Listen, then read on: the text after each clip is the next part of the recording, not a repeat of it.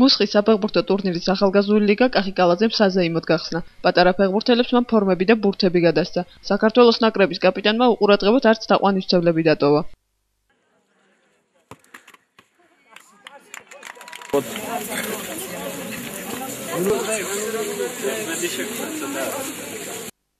ტურნირში რეგიონის 6 სოფლის ბავშვთა გუნდი მონაწილეობს, აქედან 4 საფეხბურთო სკოლის წარმომადგენელია. ახალგაზრდული ლიგის ფარგლებში პირველი შეხვედრა მუსხისა და აწყურის საფეხბურთო გუნდებს შორის გაიმართა. მასპინძელმა გუნდმა მეტოქე მინიმალური ანგარიშით 1-0 დაამარცხა.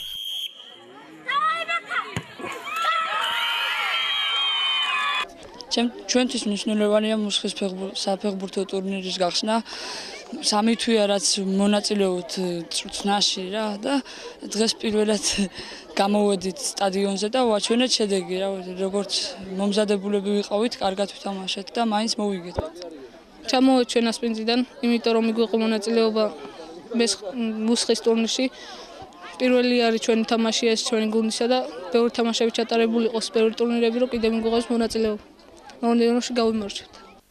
ტურნირს სპონსორობა კალაფონდმა და ფარმაცევტულმა კომპანია PSP-მ გაუწია.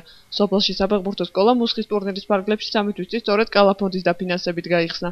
კახიკალაძემ განაცხადა, რომ ადგილობრივ მუნიციპალიტეტთან მოლაპარაკებების შედეგად მან მუსხის სტადიონის რეკონსტრუქციის, ფეხბურთელებისთვის საჭირო გასახდელებისა და საშხაპეების მშენებლობის პირობაც მიიღო.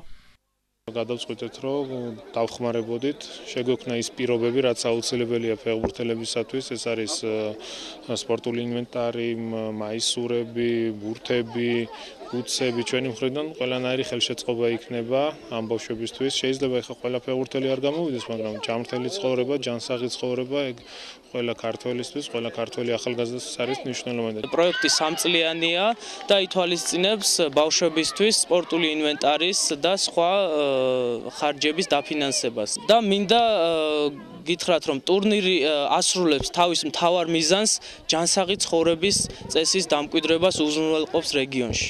მუსხის საფეხბურთო ტურნირი 4 ივლისს დასრულდება. გამარჯვებულ გუნდს კალაფონდისაგან თასი და კალათის ავტოგრაფიანი ბურთი გადაეცემა, ხოლო კომპანია PSP პატარა ფეხბურთელებს თბილისში ექსკურსიას მოუწყობს.